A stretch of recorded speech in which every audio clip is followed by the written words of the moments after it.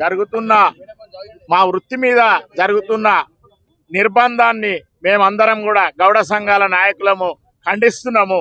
మాకు కాంగ్రెస్ పార్టీ మేనిఫెస్టోలో పెట్టిన విధంగా మా ప్రధానమైన డిమాండ్లు 5 డిమాండ్లు.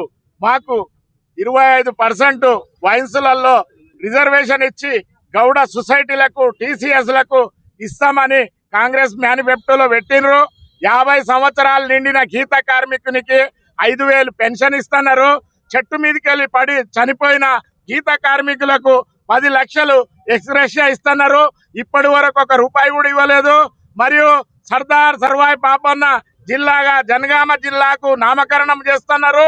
మరియు ట్యాంకు బోర్డు మీద మొన్న భూమి పూజ చేసినందుకు సంతోషమే, కానీ మా వృత్తి మీద దెబ్బతీస్తున్నారు. హైదరాబాద్ లోని గౌడ కళ్ళు దుకాణాలు అన్నిటిని కూడా నిర్బంధంగా మూసివేసి గీత వృత్తి మీద ఈ దాడిని మేమందరం కూడా గౌడ సంఘాల నాయకులము ఖండిస్తున్నాము. వృత్తిపరంగా వృత్తి లేకుండా పోయింది. నిరుపేదలు అంతా రోడ్డున పడ్డారు. కాబట్టి మా ఆవేదన ప్రభుత్వం గుర్తించాలి. మేము రాహుల్ గాంధీని నమ్మి మేము మీకు మద్దతు తెలిపినాము, కానీ మా వృత్తి లేకుండా బతుకు తెరువు లేకుండా రోడ్డు మీద చేసిరు. కాబట్టి మా టీపీసీసీ అధ్యక్షులు మహేష్ కుమార్ గౌడ్ గారు మరియు పొన్నం ప్రభాకర్ గారు బీసీ సంక్షేమ రవాణా శాఖ మంత్రి గారు కూడా వృత్తిని కాపాడాలి.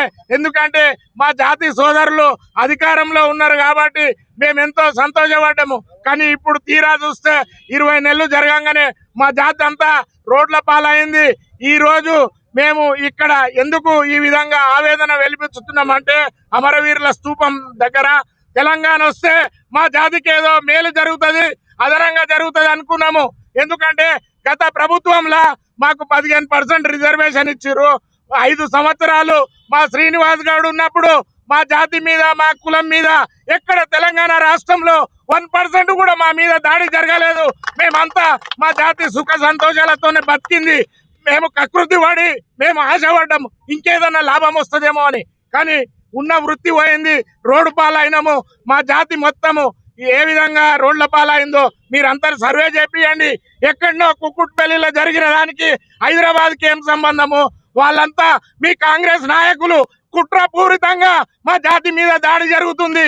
మీ కాంగ్రెస్ నాయకుడు కూన సత్యం అనేటైన కాంగ్రెస్ 30 సంవత్సరాల నుంచి మేము విచారణ జరిపించమని ఎంబడే కోరినాము.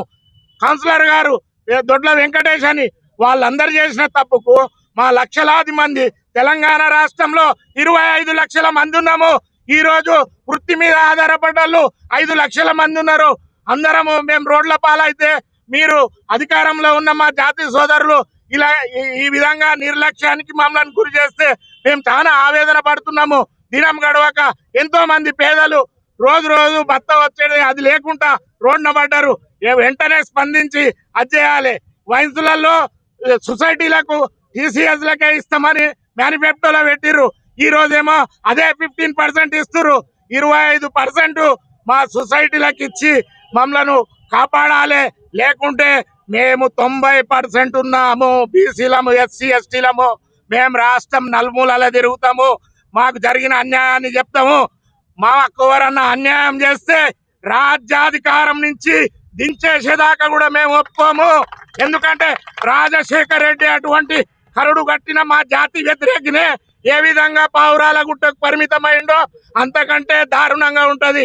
90% ఉన్నోళ్ళను మమ్మల్ని ఈ విధంగా ఆవేదనకు గురి చేసి మాకు పని లేకుండా చేసి కాంగ్రెస్ ప్రభుత్వం వస్తే రాహుల్ గాంధీ ఏదో చేస్తాడు, మాకు 42% ఇస్తాడు, రాజ్యాధికారంలో వాటా ఇస్తాడు, మా సర్దార్ సర్వాయి పాపన్న ఆశయం నెరవేరుతుంది, సామాజిక న్యాయం జరుగుతుందంటే ఎక్కడ జరుగుతుందండి సామాజిక న్యాయము? మొన్న రవీంద్ర భారత్ లో పెట్టి మమ్మల్ని కన్వీనర్ ఎంతో పోరాటం చేసి రావాల్సిన పరిస్థితి వచ్చింది. అంటే మా కులము ఏ విధంగా నిర్లక్ష్యానికి గురి అవుతుందో, మా బాధ ఏందో మీరు అధికారంలో ఉన్న వాళ్ళు గుర్తించాలి.